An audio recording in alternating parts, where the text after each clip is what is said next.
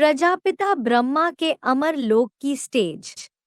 सतयुग में पहला पत्ता मनुष्य सृष्टि वृक्ष का उसको जन्म देने वाला निराकार होगा या साकार होगा?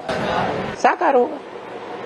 तो साकार है वो नर से डायरेक्ट नारायण उसी पुरुषार्थी जीवन में बनता है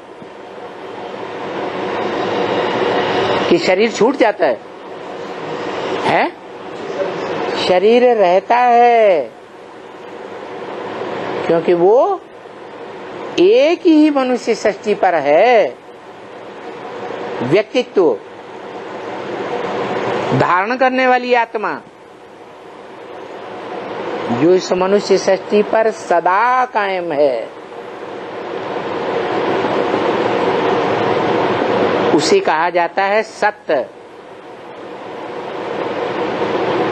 जो सत्य सच्चा है वो सदा कायम रहता है, जो झूठा है वो भाग खड़ा होता है। जिसे भारत देश में कितने आक्रांताओं ने आक्रमण किए, विदेशियों ने, भाग गए या डटे रहे हैं? भाग गए। ऐसे ही है इस मनुष्य सृष्टि पर एक ही आत्मा सत्य है, चैतन्य रूप में चित्त है और आदि में उसका पार्ट, मनुष्य सृष्टि के आदि में उसका पार्ट क्या है? क्या है?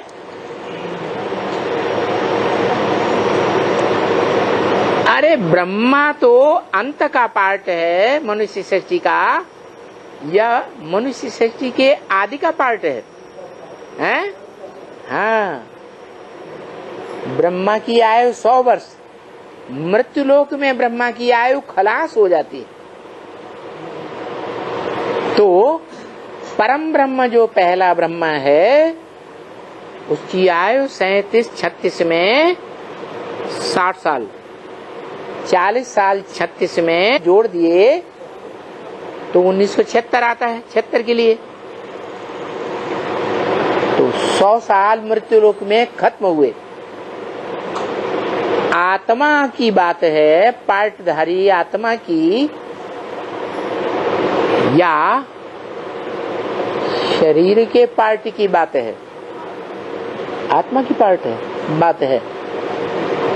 शरीर के साथ पार्ट नहीं बजाया ब्रह्मा का है। 100 साल ब्रह्मा के पूरे हुए ना, अव्वल नंबर ब्रह्मा के, तो मृत्युलोक में पूरे होते हैं या अमरलोक में पूरे होते हैं? मृत्युलोक में 100 साल पूरे हुए।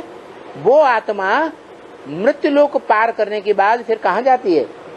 आत्मा से, मन बुद्धि से कहाँ चली जाती है?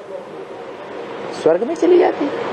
माना मनन चिंतन मंथन के आधार पर सुख का अनुभव करेगी या कोई बात को लेकर, समस्या को लेकर, परिस्थिति को लेकर के दुख का अनुभव करेगी?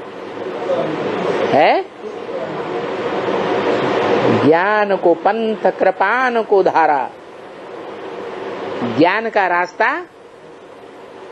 तलवार की तरह, जो कुछ भी विघ्न बाधाएं आए तलवार की तरह काटते चले जाओ, काटते चले जाओ। कोई दुख का अनुभव नहीं कर सकता। अगर ईश्वरीय ज्ञान पूरी रीति बुद्धि में बैठा हुआ है तो दुख की कोई बात हो ही नहीं सकती। इसलिए बोला है, बाप को याद करो, घर को याद करो, स्वर्ग को याद करो। तीन को क्यों याद करें? क्योंकि तीनों एक ही पार्टधारी है। जिसके लिए बोला कि तुम बच्चे परमधाम को, घर को इस सृष्टि पर उतार लेंगे। नंबर बार उतारेंगे या एक साथ उतारेंगे? तो पहला नंबर कोई होगा। जो पहला नंबर है वो परमधाम को इस सृष्टि पर उतार लेता है, माने अपने अंदर उस स्मृति में टिक जाता है। किस स्मृति में?